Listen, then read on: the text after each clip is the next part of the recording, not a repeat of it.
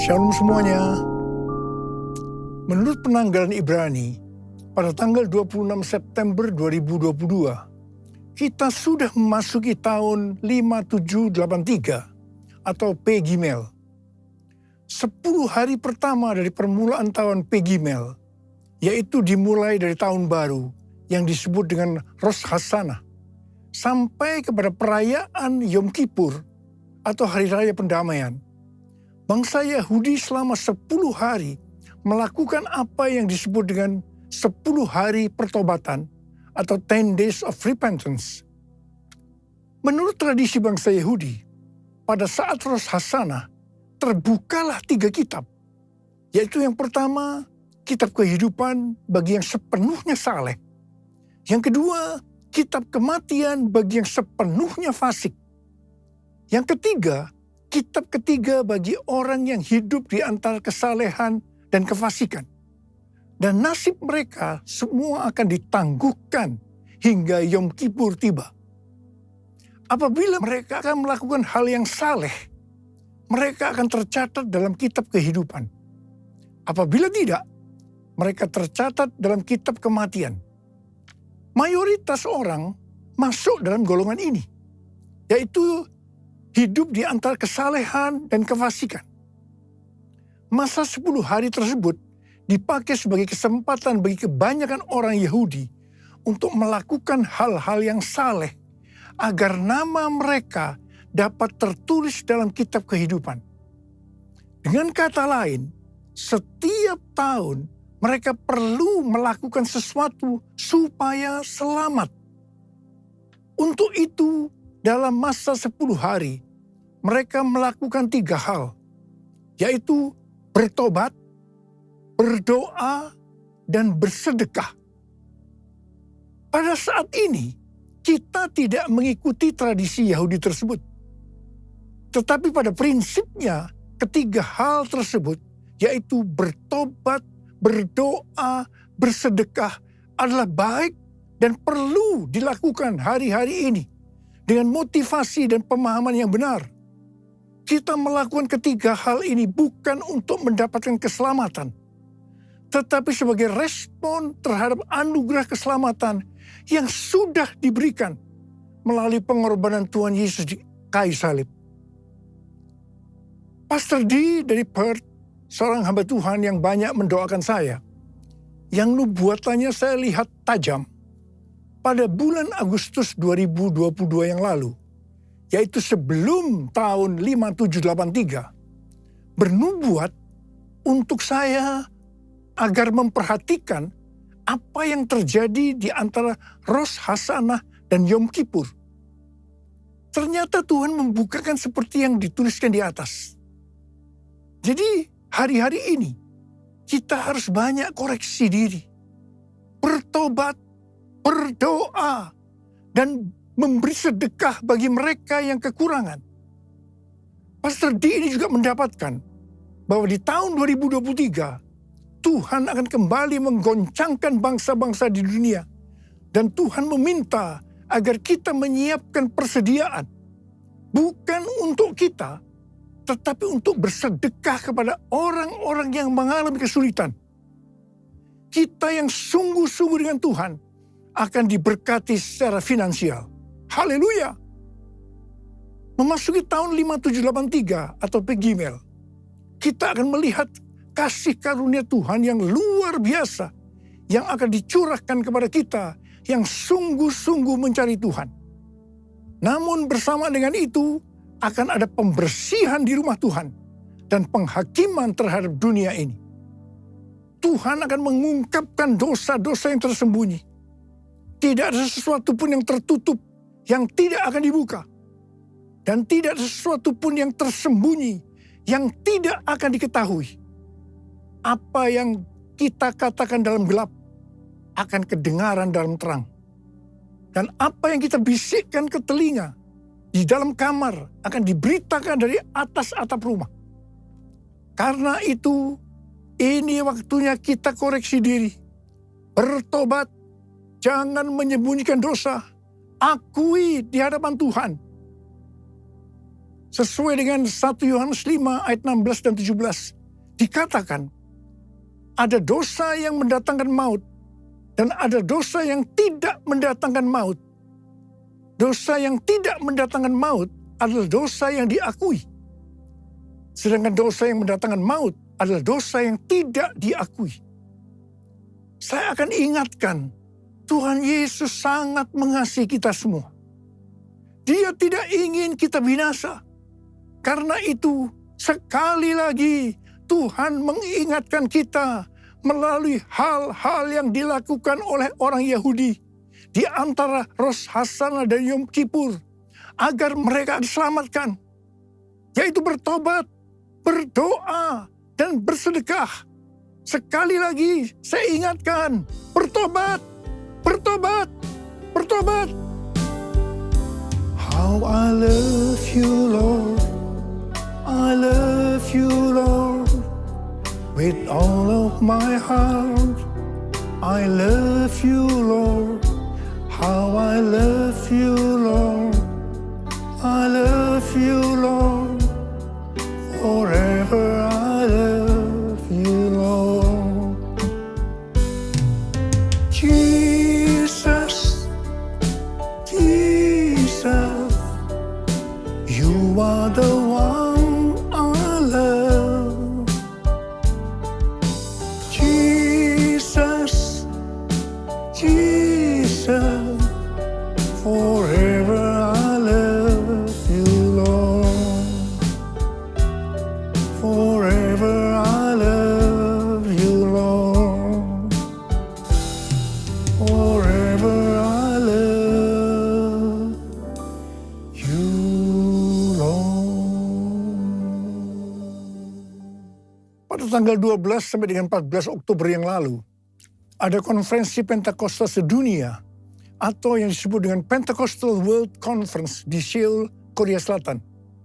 Pentecostal World Fellowship adalah salah satu aras dunia untuk aliran Pentakosta, dengan Billy Wilson sebagai chairman. Billy Wilson juga adalah co-chair Empower 21 dan presiden dari Oral Roberts University. Tema dari konferensi ini adalah Pentecostal Revival in the Next Generation yang diselenggarakan oleh Yoido Full Gospel Church. Ini adalah gereja yang didirikan oleh almarhum Yong Gi Cho dan sekarang sebagai gembala sidangnya adalah Yong Hun Lee. Pada tanggal 14 Oktober 2022, jam 10 sampai jam 12 siang, diadakan KKR doa di dekat DMZ Peace Park yang berada di perbatasan Korea Selatan dan Korea Utara.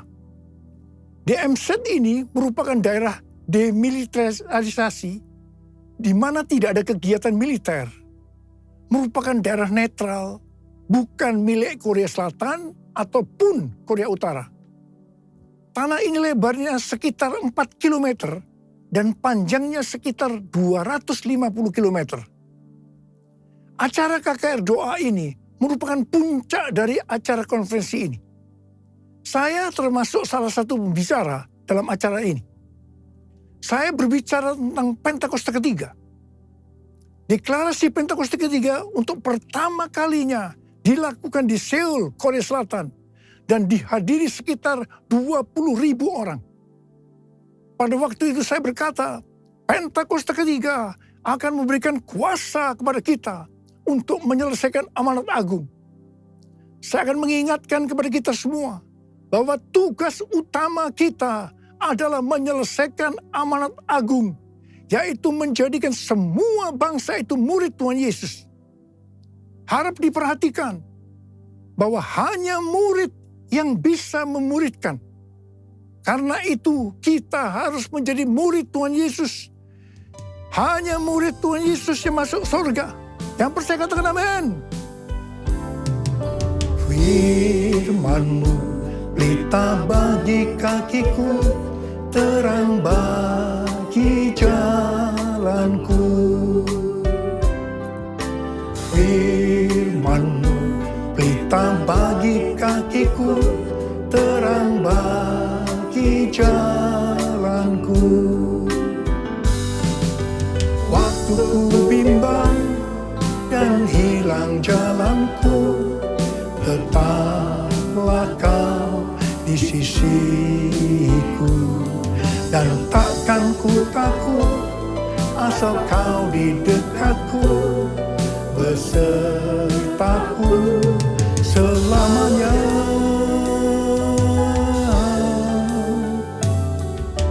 Firman-Mu pelita bagi kakiku, terang bagi jalanku,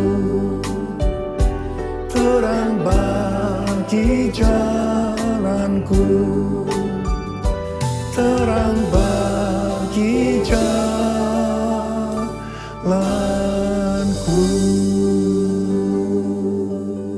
Sekali lagi saya akan katakan pada saudara, kita semua harus jadi murid Tuhan Yesus. Yang mau katakan amin.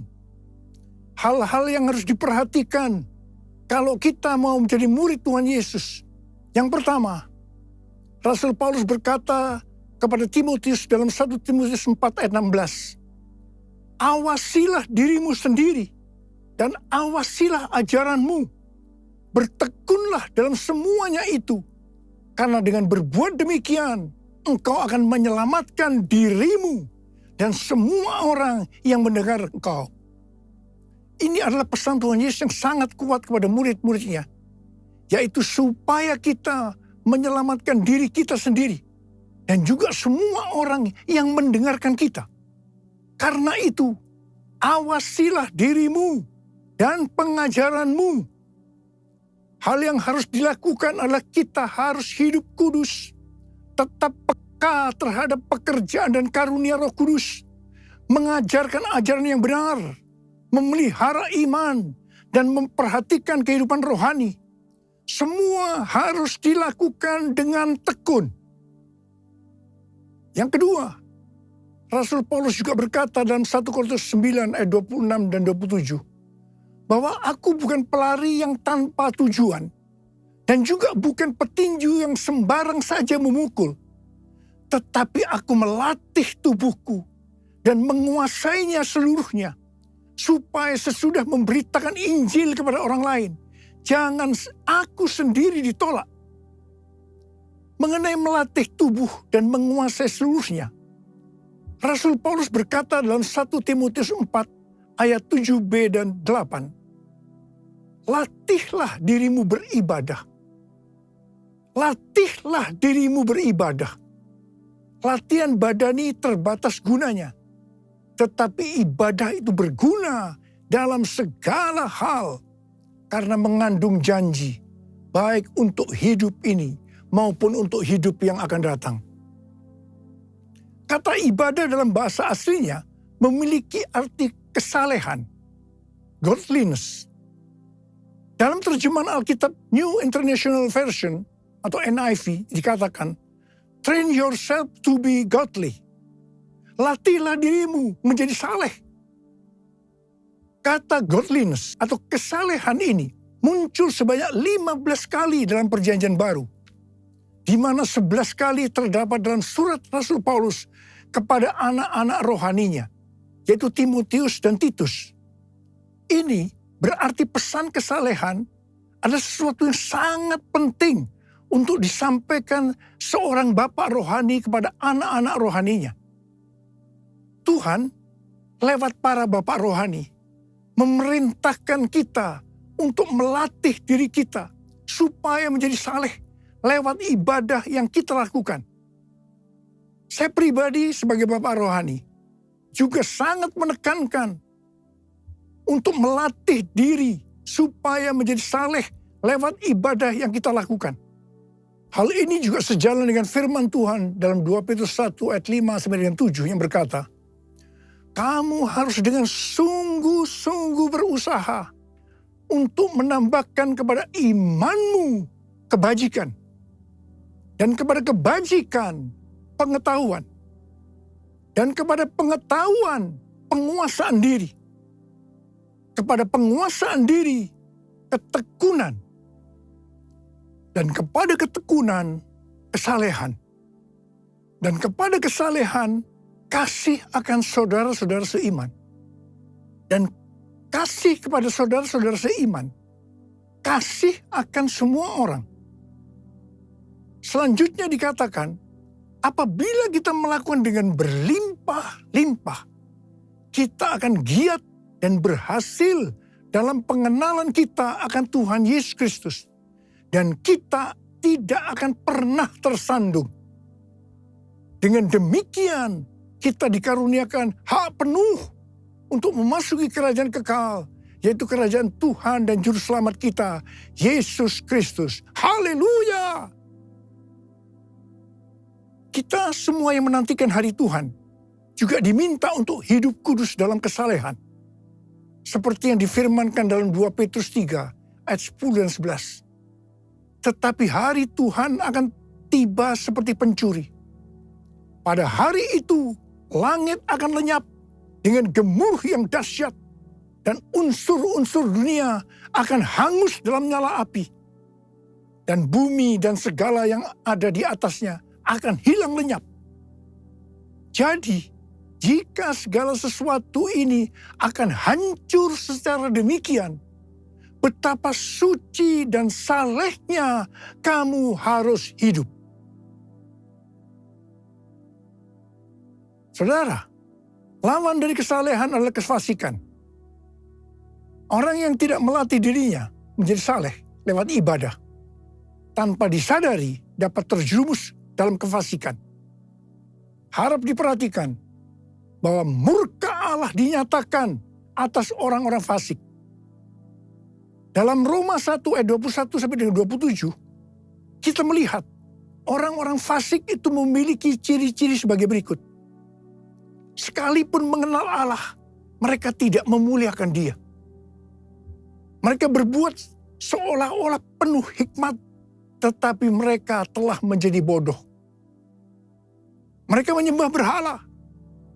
Sebagai akibatnya, Allah menyerahkan mereka kepada keinginan hati mereka akan kecemaran. Sehingga mereka saling mencemarkan tubuh mereka. Salah satunya dalam bentuk hubungan sesama jenis atau homoseksualitas. Sebagai Bapak rohani, sekali lagi saya akan mengingatkan, latihlah dirimu beribadah.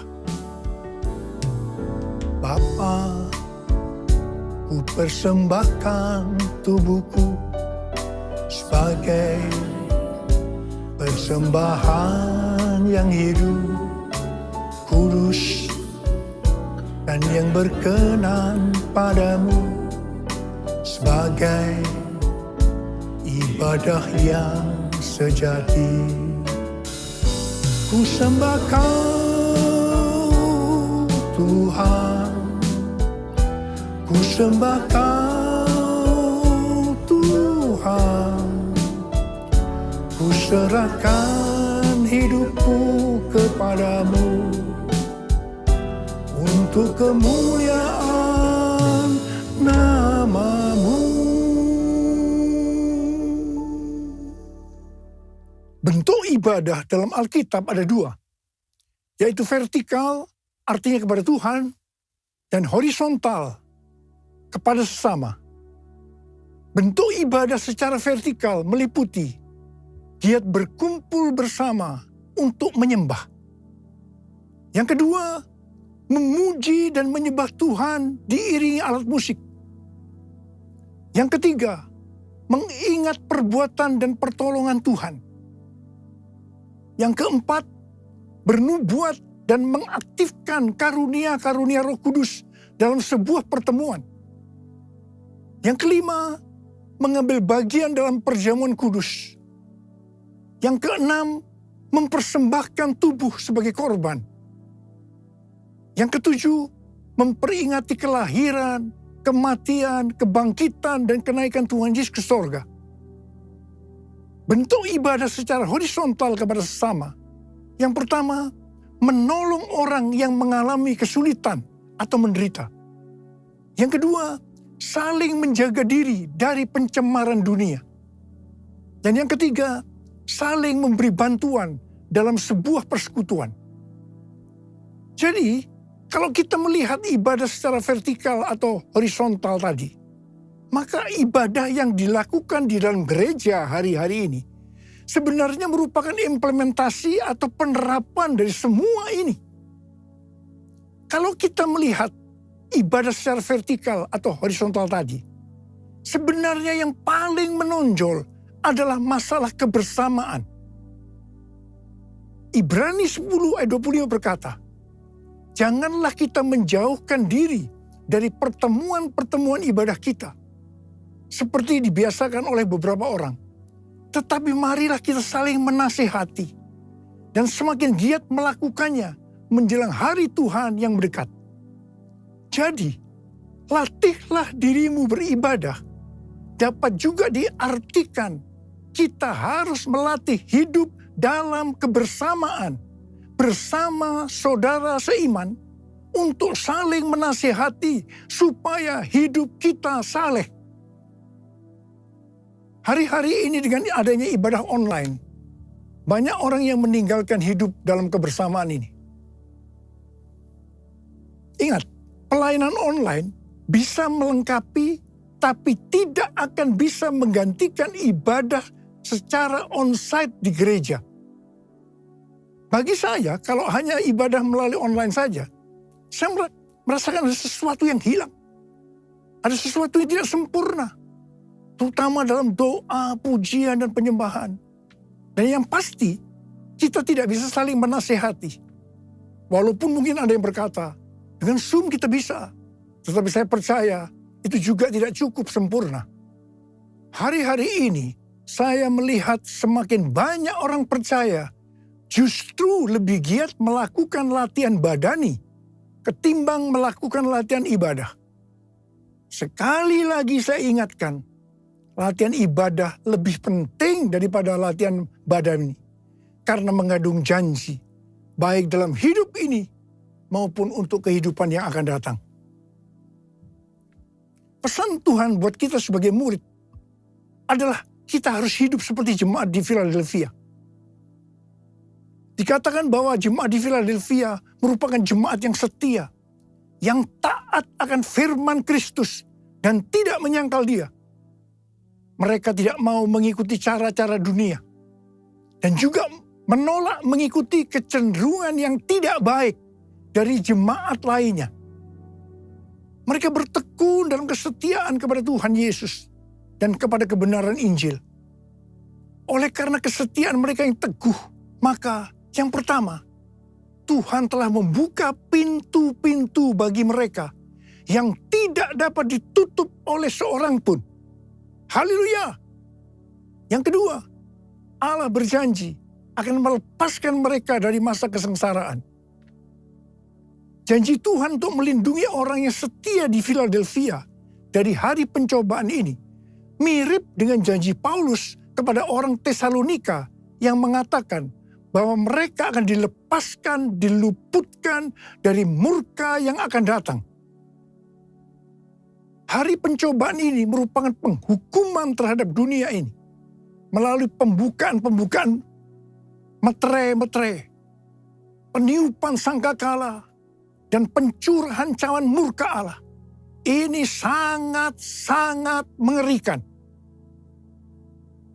Bagi mereka yang sungguh-sungguh dengan Tuhan, seperti jemaat di Philadelphia, dan menjadi pemenang sebelum hari pencobaan ini, Allah akan memelihara mereka dari hari pencobaan itu dengan cara melalui pengangkatan gerejanya. Tuhan Yesus mengingatkan sekali lagi, aku datang segera. Saya akan mengajak saudara untuk menyembah Tuhan. Mari kita angkat tangan kita dan kita katakan bersama-sama. Lord, I worship you. Lord, I worship you.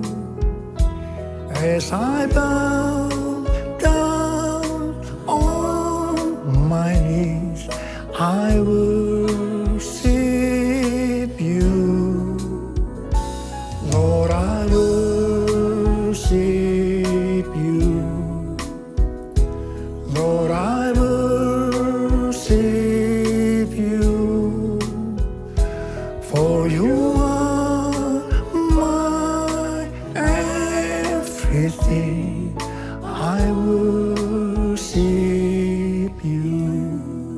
Mari kita berbahasa roh.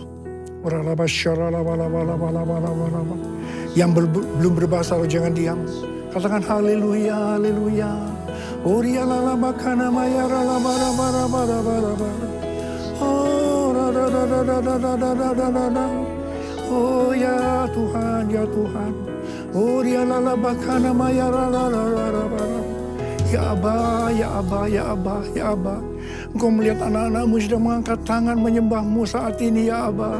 Urapi kami semua, urapi kami semua. Urapi kami semua agar kami mengerti Tuhan. Mengerti apa yang harus kami lakukan ke depan ini ya Aba. Tuhan berkati anak-anakmu semua. Tuhan berkati anak-anakmu. Oh ralabasikara labalabalabalabala. Oh rarararararara. Oh riadadadabalabalabala. As I bow down on my knees, I worship you. As I bow down on my knees, I worship you.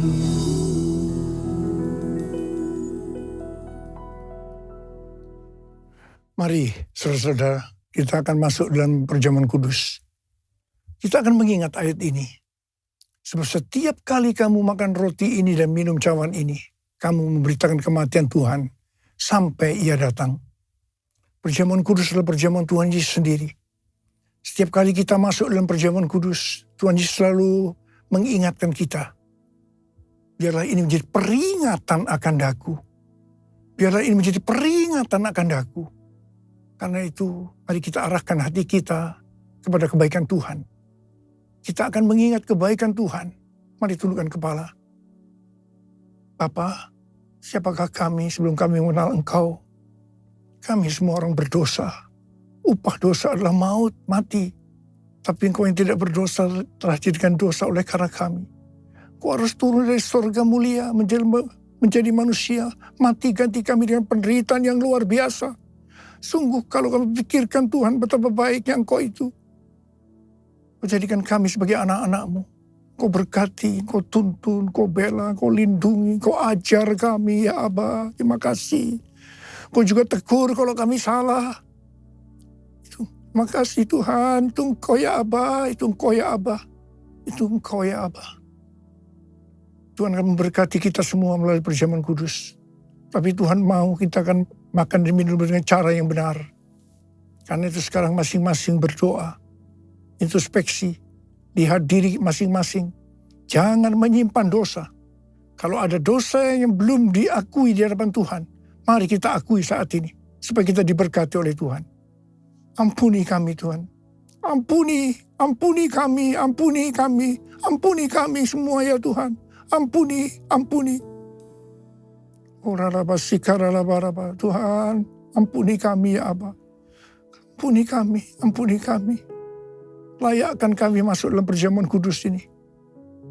Terima kasih Aba. Kami akan masuk dalam perjamuan kudus dengan hati yang penuh ucapan syukur. Dalam nama Yesus kami berdoa. Amin.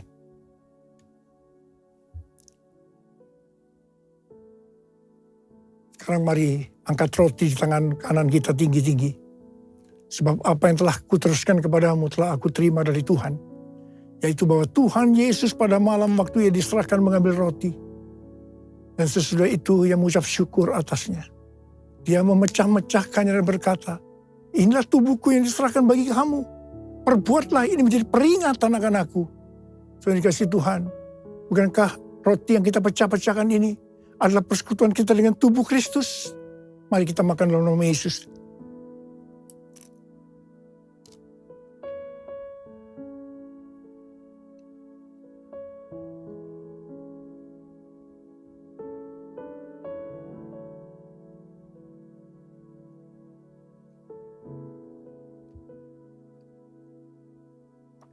Angkat cawan di tangan kanan kita tinggi-tinggi. Demikian juga yang mengambil cawan sesudah makan lalu berkata, cawan ini adalah perjanjian baru yang dimeterkan oleh darahku. Perbuatlah ini setiap kali kamu meminumnya menjadi peringatan akan aku. Tuhan dikasih Tuhan. Bukankah zaman pengucapan syukur, yang atasnya kita ucapkan syukur, adalah persekutuan kita dengan darah Yesus. Mari kita minum dalam nama Yesus.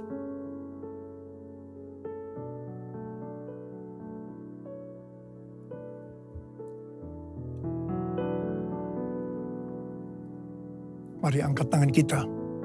Ucapkan syukur dengan suara, jangan diam.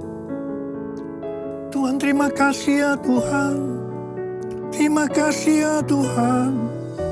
Terima kasih.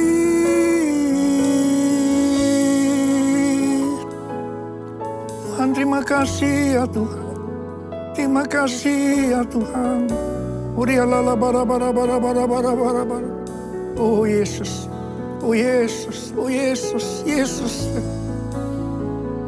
Ada berapa banyak di antara saudara yang membutuhkan kesembuhan? Angkat tangan saudara. Angkat tangan saudara. Ora-bara-bara, kau melihat tangan-tangan yang terangkat. Mereka membutuhkan kesembuhan. Mereka membutuhkan mujizat Tuhan. Dalam nama Yesus. Sembuh. Sembuh dalam nama Yesus. Sembuh. Sembuh dalam nama Yesus. Oh Tuhan, terima kasih. Mujizat terjadi. Mujizat terjadi. Sembuh dalam nama Yesus. Terima kasih. Terima kasih Yesusku. Terima kasih Yesusku. Puji syukur hanya bagi Tuhanku. Terima kasih Yesusku. Terima kasih Yesusku. Puji syukur hanya bagi Tuhanku. Terima kasih Yesusku. Terima kasih Yesusku. Puji syukur hanya bagi Tuhanku. Terima kasih Yesusku. Terima kasih Yesusku. Puji syukur hanya bagi Tuhanku. Puji syukur hanya bagi Tuhanku. Puji syukur hanya bagi Tuhanku.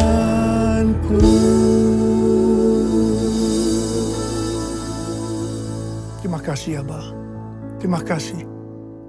Sekarang terimalah berkat Tuhan. Kasih karunia yang berlimpah-limpah daripada Allah Bapa dalam Anak yang tunggal, Yesus Kristus. Persekutuan yang manis dengan Roh Kudus menyertai saudara sekalian mulai hari ini. Sampai Tuhan Yesus datang menjemput kita di awan-awan dan bahkan sampai selama-lamanya. Yang percaya bersama-sama katakan, Amin.